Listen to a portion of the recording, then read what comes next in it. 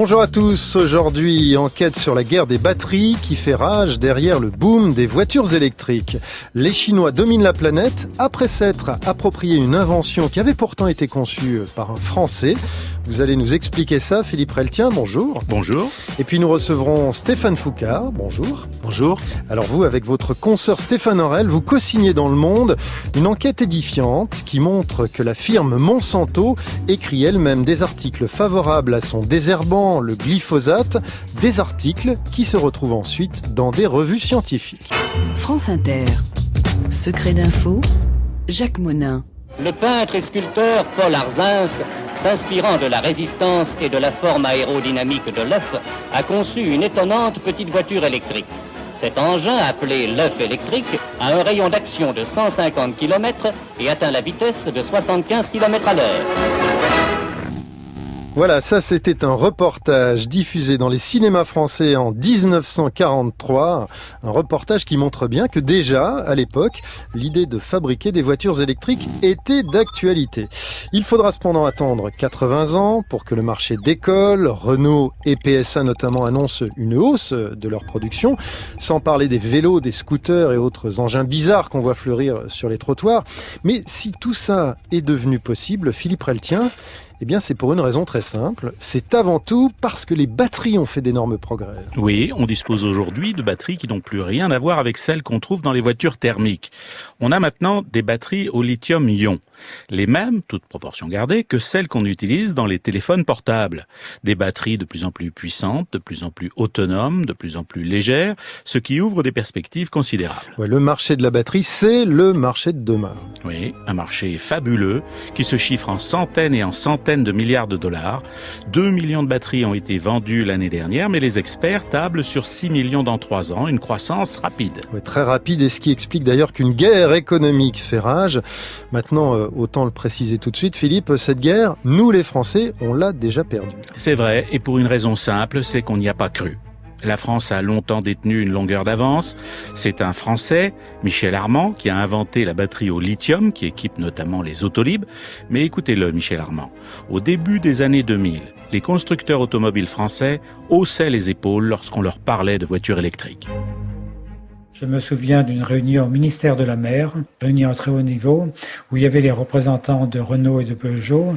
On a parlé véhicules électriques et ils ont affirmé péremptoirement qu'en 2050, les véhicules seront encore à moteur essence. J'ai l'impression qu'on a forcé le bras, forcé la main des industriels, du gouvernement, en leur montrant qu'il était absolument nécessaire de prendre le virage électrique. Parce que vous croyez que le lobby du carbone, je pense bien sûr au pétrole, était tout puissant encore à l'époque ? C'est évident que c'était très difficile en interne pour eux de défendre des recherches sur quelque chose d'autre que le pétrole. Oui, donc on n'y croit pas ou on ne veut pas y croire. Et le résultat, c'est qu'on va céder le brevet de la batterie au lithium. Oui, à d'autres qui, eux, vont en profiter. En fait, on n'a pas su créer autour de cette invention un véritable projet industriel. Et c'est ce que regrette à haute voix Jean-Marie Tarascon qui dirige la chaire de chimie des solides au Collège de France. On avait beaucoup de recherches scientifiques dans lesquelles on avait pris des brevets, et ainsi de suite.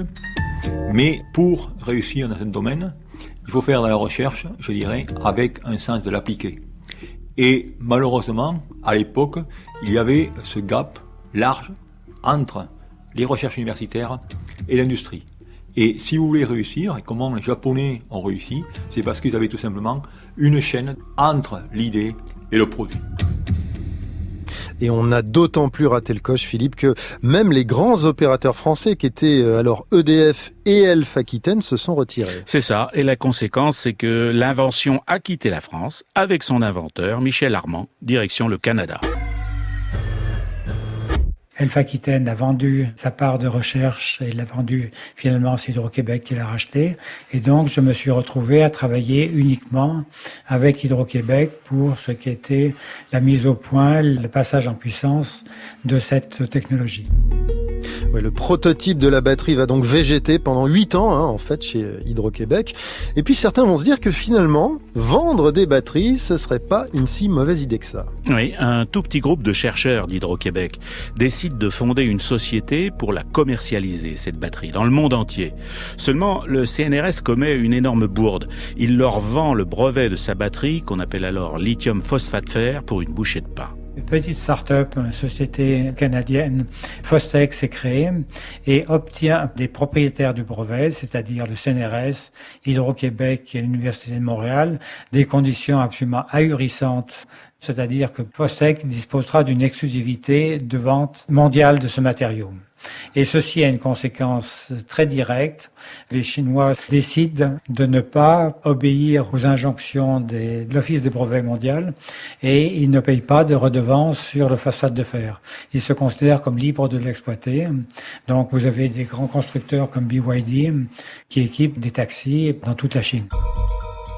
Attendez Philippe, ce que Michel Armand est en train de nous expliquer, c'est qu'on a donné une exclusivité tellement énorme à cette petite société canadienne, Fostech, que les Chinois ont décidé de se l'approprier, cette invention ? C'est ça. Et pour se dédouaner, eux vont expliquer qu'ils ont assisté à une conférence donnée par Michel Armand à Hawaï et qu'il aurait lui-même dévoilé les plans de la batterie au lithium. Donc, finalement, qu'ils n'ont rien volé. C'est ça, il leur a offert.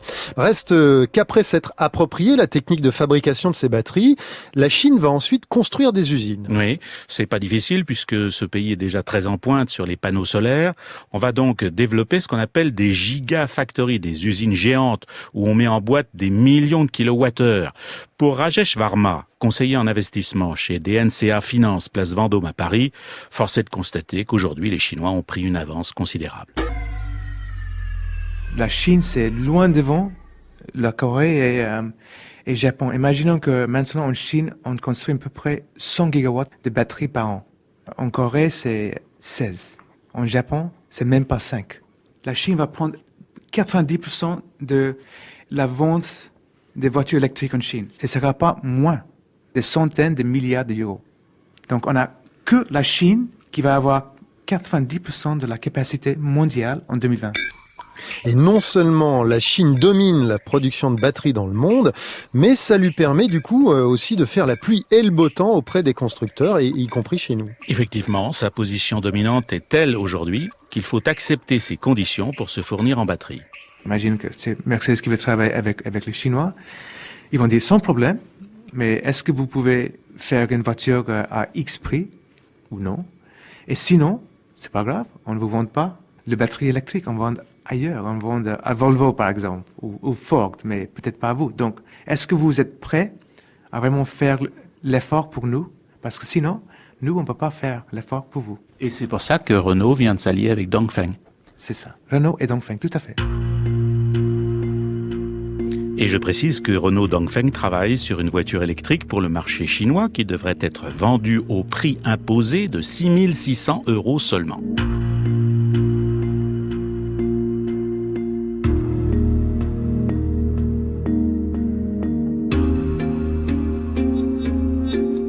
France Inter.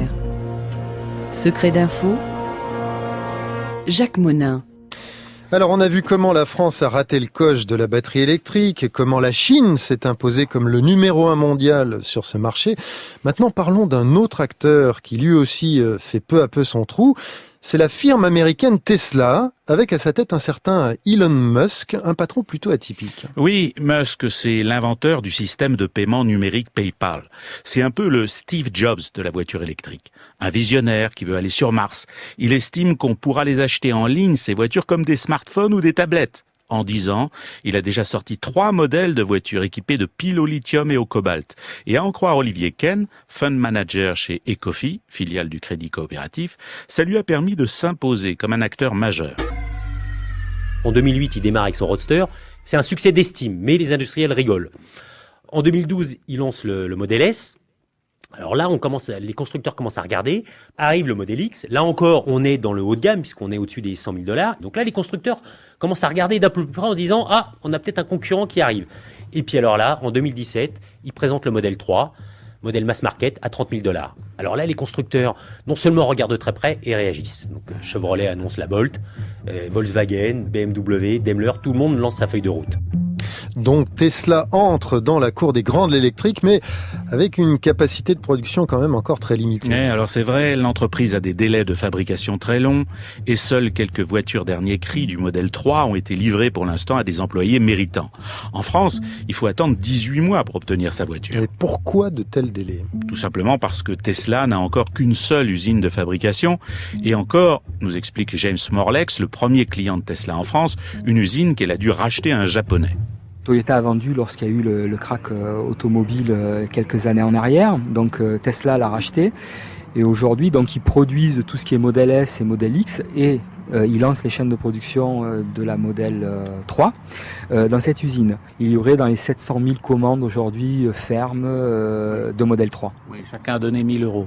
Voilà, chaque personne pour réserver a donné 1 000 €, donc ça fait quand même une petite enveloppe qui peut-être a servi en contrepartie aux financiers pour leur dire, regardez, moi mes clients croient à mon projet et à mon véhicule, donc il y a eu... Il faut me soutenir encore 1 an. Voilà, il faut me soutenir encore sur mes projets pour que je puisse acheter le matériel pour produire, maintenant que j'ai les commandes. Et pour produire, on crée des usines d'assemblage automatisées, mais d'abord des usines de batteries et des usines qu'on implantera partout dans le monde. Normalement, il y aurait 5 gigafactories qui seraient programmées sur la planète, dont une en Europe. Il y a l'Allemagne qui est bien partie et qui fait un petit peu les yeux doux à Tesla pour venir s'installer chez eux. Ségolène Royal avait proposé Fessenheim pour Tesla pour qu'ils viennent s'implanter pour la Gigafactory. Donc voilà, on ne sait pas trop les candidats qui émergeront, mais en tout cas, Tesla attire. Oui, et attire donc aussi visiblement chez nous. Oui, alors pour Fessenheim, on peut être un peu sceptique quand même parce qu'il faut en moyenne 40 ans pour nettoyer un site nucléaire. Mais vous avez aussi la Lorraine voisine qui est candidate. En tout cas, ce qui est certain, c'est que Tesla devra construire des usines de batteries en Europe et pour une raison très simple, explique encore l'expert Rajesh Varma. On ne peut pas transporter les batteries électriques dans les avions depuis un moment. Et ça reste un élément qui est très dangereux de transporter. Donc, on est obligé de transporter par bateau. On est obligé d'avoir des usines pour fabriquer les batteries électriques en Europe. Et ça, c'est plutôt la bonne nouvelle. Imagine si on embauche 10 000 personnes, 20 000 personnes à gauche et à droite en Europe, c'est très important pour l'Europe. C'est très important. Encore faut-il que l'investissement soit rentable. Or, chez Tesla, on en est loin, Philippe. Alors oui et non. Oui, parce qu'effectivement, Tesla affichera une perte de 1 milliard cette année, ce qui est énorme. Selon les sources, on vous dit que Tesla perd 5 000 € par voiture vendue, pendant que Mercedes en gagne toujours 10 000. Mais d'un autre côté, l'entreprise pèse plus que General Motors en bourse. Ce qui veut dire que les investisseurs croient quand même à son succès, à commencer par l'analyste Olivier Ken. Nous, on pense que c'est une société qui, dans 2-3 ans, pourra faire à peu près 7% de marge. Ce qu'il faut savoir, c'est que l'assemblage d'une voiture électrique est beaucoup moins capitalistique qu'une voiture à combustion. Parce que c'est beaucoup plus simple à faire, qu'une grosse partie du coût de production d'une voiture, c'est l'assemblage. Et l'assemblage est complètement automatisé chez Tesla. Donc il n'est pas impensable que Tesla fasse plus de marge à terme qu'un constructeur automobile classique. Et donc fasse rapidement aussi des profits. Maintenant, ce qu'il faut préciser, Philippe, c'est que Tesla, ça n'est pas qu'un constructeur, c'est tout un nouveau modèle de consommation de l'électricité qu'il propose. Oui, et ce modèle repose sur l'idée que votre batterie de voiture peut aussi servir à stocker de l'électricité pour un usage domestique. Éric Prada, ingénieur qui travaille sur l'endurance des batteries chez Venturi, a bien analysé ce qui est en train de se passer. Si vous regardez, on a un Tesla qui a une stratégie à la base, je pars d'une voiture de sport, je la développe pour le marché de masse. Vu qu'ils avaient des batteries pour voiture, ils se sont dit on va faire des batteries pour la maison. C'est tout un écosystème qui doit pouvoir communiquer, c'est-à-dire que par exemple ma batterie, je vais la charger avec ma batterie de la maison. La batterie de la maison, je vais la charger non plus avec des centrales charbon ou des centrales nucléaires, mais avec des centrales solaires. Alors ça, c'est pour l'ambition, le rêve global, quelque part, de Tesla.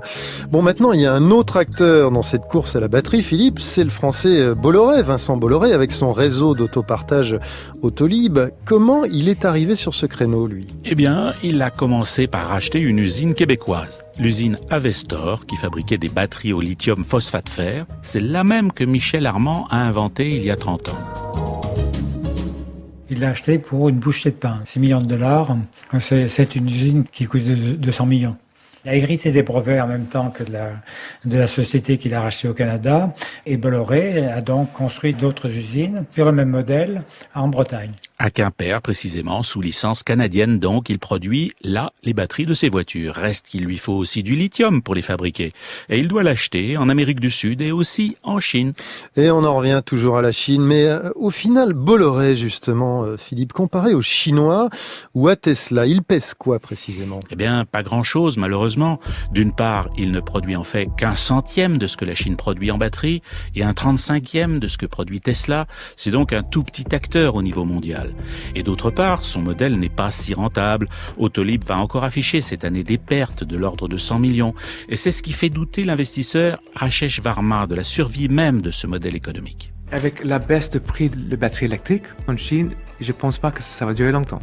Je pense que le business model, ce qu'il a fait de Autolib, ne peut pas rester comme ça. Il doit évoluer s'il veut survivre, c'est ça. C'est exactement ça ce que je voulais dire. Mais ça reste un petit business model.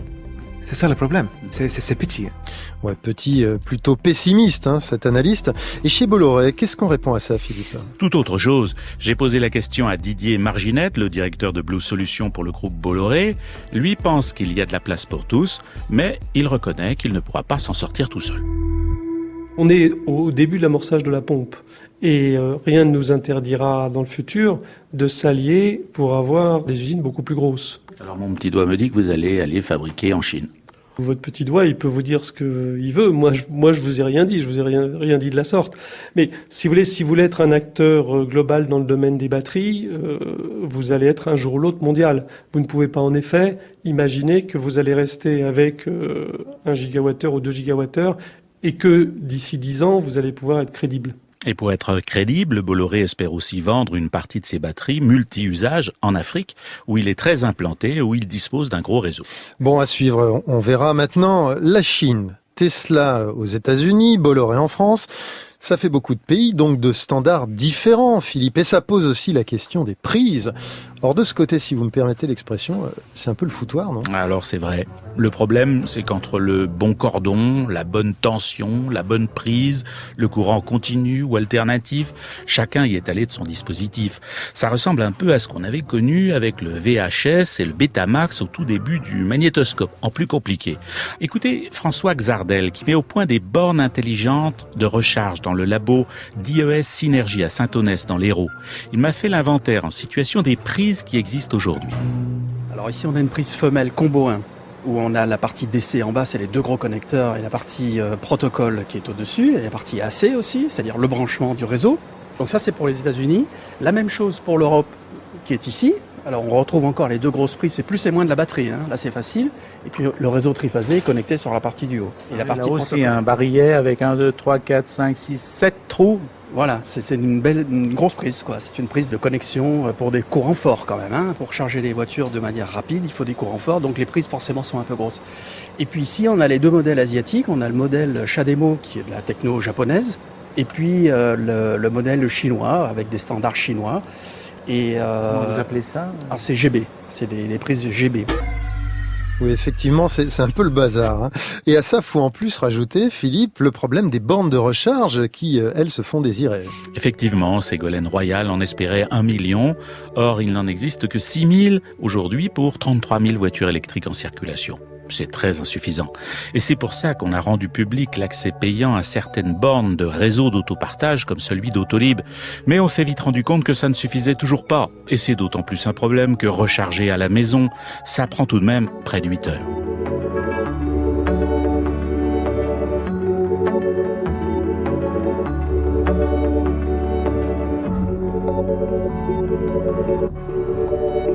Secret d'info sur France Inter.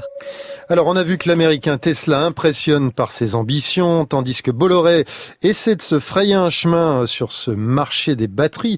Maintenant, tordons le cou à une idée reçue, Philippe Reltien.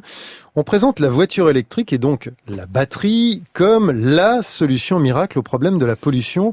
Mais c'est un peu plus compliqué que ça. Oui, effectivement, parce que pour produire votre batterie, vous avez quand même besoin de plastique, vous avez besoin des métaux rares. Bref, de la mine jusqu'à la mise en circulation de la voiture, vous produisez quand même beaucoup de CO2, nous rappelle le découvreur de la batterie au lithium, Michel Armand. Les batteries sont faites avec des minéraux qu'il faut exploiter. Donc on a les diesels qui opèrent dans les mines, des produits chimiques qui interviennent. Et il était estimé que les voitures électriques utilisant du cobalt, qui est particulièrement lourd en signature carbone, pour amortir l'investissement en carbone qui a été fait dans la batterie de la voiture, il faut rouler 40 000 km. Donc une voiture électrique ne devient propre qu'au bout de 40 000 km. Et c'est justement pour ça, pour limiter cette empreinte carbone des batteries, Philippe, qu'on met en place un système de recyclage. Absolument, d'ailleurs, selon l'alliance Renault-Nissan, le premier vendeur de voitures électriques au monde, ce recyclage fonctionne déjà pour les batteries usées. C'est ce que nous explique Philippe Dupuis, qui s'occupe des normes et des standards à l'AFNOR. Il y a une filière du recyclage qui permet de récupérer 99% de la matière aujourd'hui. Donc le système est en place, est au point, il fonctionne.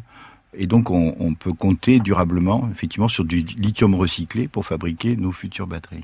Et je dirais que la valeur de la batterie recyclée est importante, parce que toute cette matière première est extrêmement intéressante pour refabriquer des batteries. Bon, alors on ne sait pas dans 30 ans, est-ce qu'on aura encore suffisamment de lithium pour subvenir aux besoins du marché, ou est-ce qu'on aura d'autres filières? Mais il est clair que le recyclage est important sur le plan industriel, mais également sur le plan de la ressource, quoi. Voilà, donc rien ne doit se perdre dans la batterie. Maintenant, on vient de parler jusqu'ici, Philippe Reltien, des batteries actuelles, c'est-à-dire des batteries qui ont besoin de lithium ou de cobalt. Mais il faut préciser qu'on planche aussi sur d'autres technologies. Oui, et une des pistes explorées, c'est le moteur à hydrogène. Mettez de l'oxygène au contact de l'hydrogène et ça donne de l'électricité et de l'eau. C'est le principe de la pile à combustible qui peut aussi fonctionner avec l'appoint de batterie électrique. Pascal Mauberger, qui milite pour cette technologie, estime que cela permettrait de stocker de l'électricité qui pourrait venir de n'importe quel coin de la planète. Si cette électricité est produite au Pérou, par exemple, ou au Chili, comment vous allez la transporter pour l'utiliser en Europe ? Eh bien, l'hydrogène peut y contribuer. C'est ça, quelque part, qui va se faire. C'est-à-dire que vous êtes capable de transformer cette électricité en hydrogène, de la transporter massivement sur des bateaux qui ressembleront beaucoup d'ailleurs aux pétroliers, sauf que ce sera de l'hydrogène comprimé ou de l'hydrogène liquide. Et puis ensuite, vous allez pouvoir l'utiliser quand vous en avez besoin, à l'endroit où vous en avez besoin. C'est remettre cette énergie extrêmement abondante et très peu chère en face de ses consommateurs. Bon, à suivre donc, mais l'hydrogène pour produire de l'électricité, ce n'est pas la seule piste sur laquelle on planche. Non, il y a aussi l'eau de mer. Alors expliquez-nous. Oui, c'est une vieille idée qui nous vient de Jules Verne dans 20 000 lieues sous les mers. C'était le moyen de propulsion électrique du sous-marin du capitaine Nemo, le Nautilus. Non, mais ça c'est de la science-fiction, Philippe. Non, ça n'est plus vraiment de la fiction puisque la filière sodium, donc le sel, est aujourd'hui explorée dans nos laboratoires, comme le confirme ici celui qui chapeaute la recherche au Collège de France, le professeur Jean-Marie Tarascon. Alors le sodium est venu tout simplement en alternative au lithium en raison de la possibilité de manque de lithium dans les 50 ou 100 ans. Et c'est la raison pour laquelle d'ailleurs, ce qu'on essaie de faire, c'est de devenir leader et de faire en sorte qu'on puisse, je dirais, commercialiser ces recherches. Donc le sodium, c'est une autre piste solide, on peut dire. Hein. Mais il y en a une troisième tout aussi surprenante d'ailleurs. Oui, après le sel, voici le sucre. Bah oui. Il existe en effet d'autres recherches encouragées par l'Agence de l'environnement et de la maîtrise de l'énergie, l'ADEME, des recherches que nous décrit Stéphane Biscaglia, qui dirige l'agence à Sophia Antipolis. On réfléchit d'une part à aller vers des matériaux qui ont une beaucoup plus large disponibilité, comme le sodium, et également sur des électrolytes ou des produits issus de la nature. C'est toute la chimie des quinones notamment, que l'on obtient à partir de résidus de fruits ou de choses comme ça. Vous regardez mes yeux incrédules. Non, mais vous pouvez... c'est une vraie réalité. Voilà, des batteries aux fruits, on aura tout vu, on a apparemment encore beaucoup de choses à découvrir. Maintenant, et pour conclure, Philippe, si demain, tout le monde roule en voiture électrique, est-ce qu'il ne faudra pas plus de centrales nucléaires pour les alimenter, ces voitures ? Eh bien, a priori, non. Certes, ça augmentera la consommation d'électricité, mais selon l'ADEME, le réseau actuel pourrait suivre.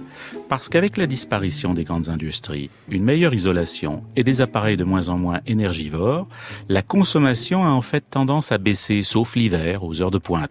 Il faut savoir par exemple que les parcs de TGV et de métro et de bus électriques cumulés ne consomment aujourd'hui que 3% de l'électricité disponible. C'est dire s'il y a encore de la marge. Et ça laisse augurer, on l'entend aussi, de gros profits pour les constructeurs de batteries. Merci Philippe Reltien pour cette enquête. Je précise qu'on peut la réécouter sur franceinter.fr ou sur l'appli France Inter. Et puis, vous pouvez nous laisser aussi, comme chaque semaine, vos commentaires sur la page Facebook de Secret d'Info. Allez, restez avec nous dans quelques instants.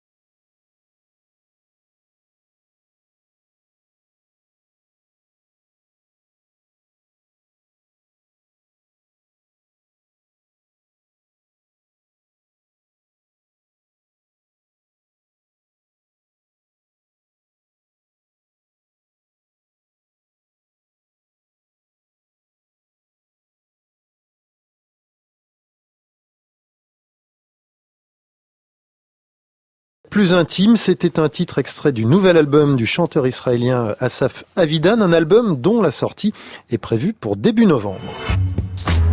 France Inter. Secret d'info, Jacques Monin.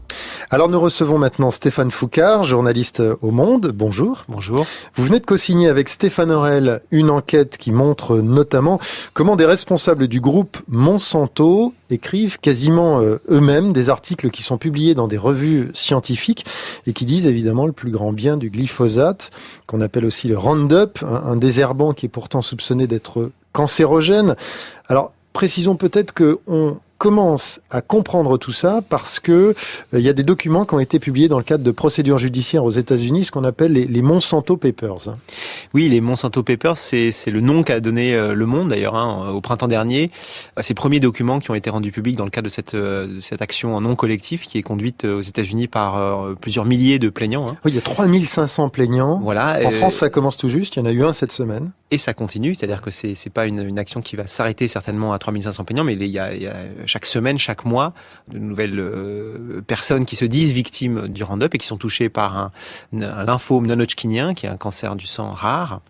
Et au fur et à mesure que le temps passe, les avocats de ces plaignants obtiennent, semaine après semaine, accès à un certain nombre de documents internes de Monsanto qui nous éclairent sur la manière dont les toxicologues de Monsanto parlent de leurs propres produits entre eux, comment est-ce qu'ils interagissent ou interfèrent avec les agences réglementaires qui vont donner leurs autorisations de mise sur le marché, etc.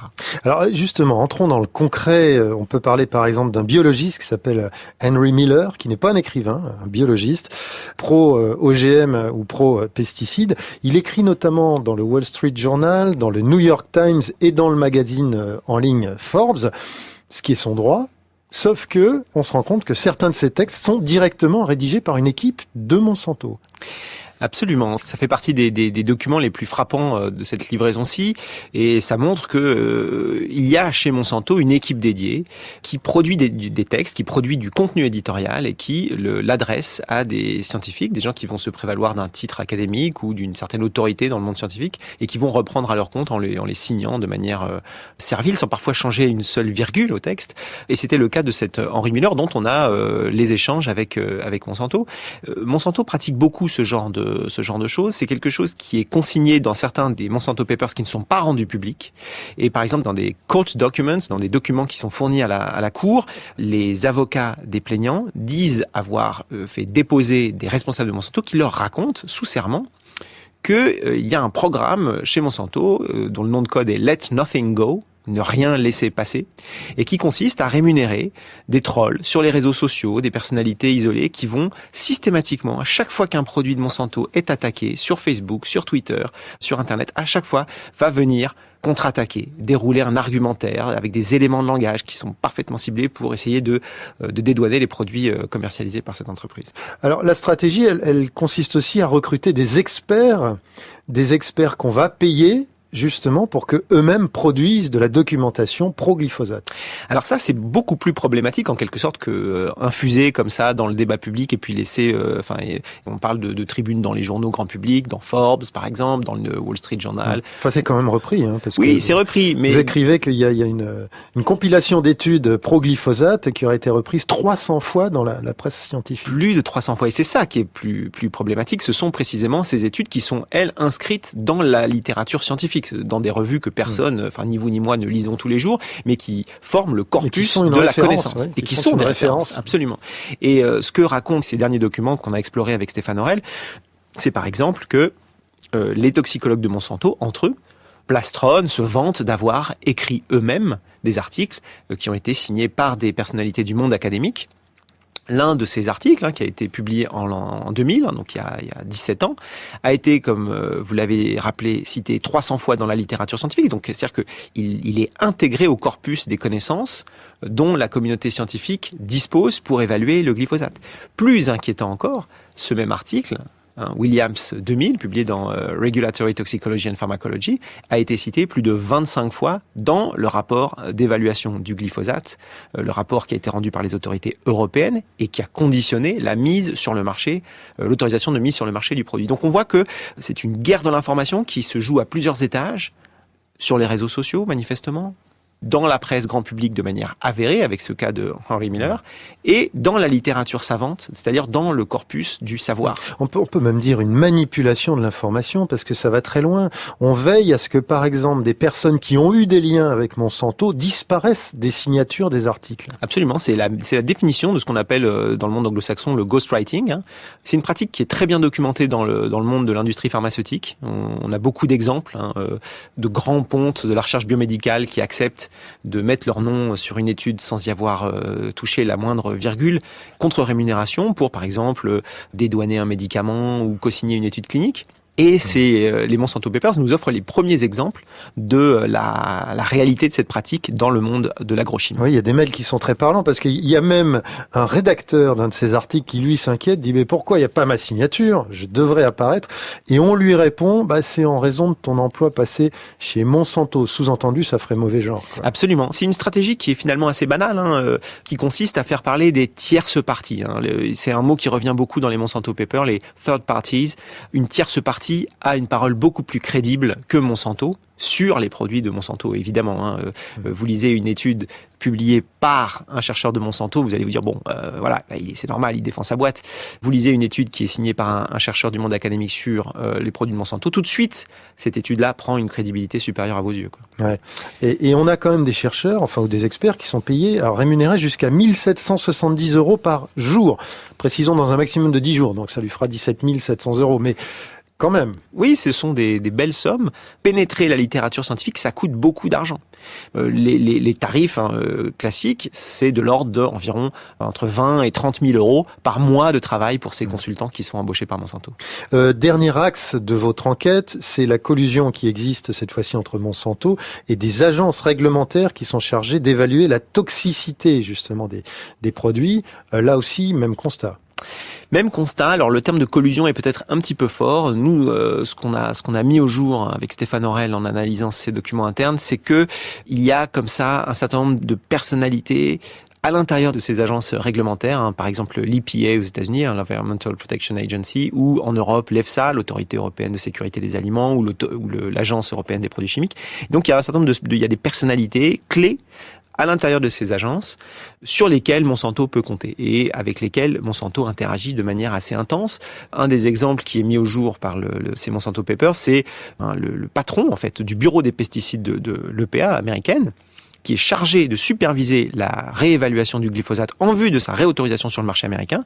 Et on se rend compte que l'intéressé, Jesse Rowland, prend sa retraite quelques semaines après avoir donné sa signature à la réautorisation du glyphosate et est réembauché immédiatement après par 3 entreprises chimiques dont on ne connaît pas l'identité comme consultant pour des émoluments qu'il n'a pas voulu divulguer. Merci Stéphane Foucart, merci de toutes ces explications. Je précise que votre enquête, qui a donc été co-écrite avec Stéphane Aurel, est toujours en ligne sur le site lemonde.fr et décidément c'est le sujet du moment puisque l'Obs a également fait sa une dessus cette semaine. On peut y voir notamment et apprendre que Monsanto a engagé 4 cabinets d'avocats et de consultants à Bruxelles. On en revient toujours au même phénomène. Donc beaucoup de littérature à lire encore ce week-end sur ce sujet. C'est la fin de Secret d'Info. Merci à Martin Broyer qui m'a aidé à préparer cette émission. Merci à Christophe Imbert, notre réalisateur. Merci à Julien Chabassu et Guillaume Roux qui étaient à la technique aujourd'hui. Et merci à Jean-Baptiste Audibert qui assurait lui notre programmation musicale. Dans quelques instants dans CO2 Mon Amour, Denis Chessou vous emmènera en Sologne avec le cinéaste Nicolas Vanier. La cellule investigation de Radio France vous donne rendez-vous samedi prochain à la même heure. Et quant à moi, je vous souhaite un excellent week-end.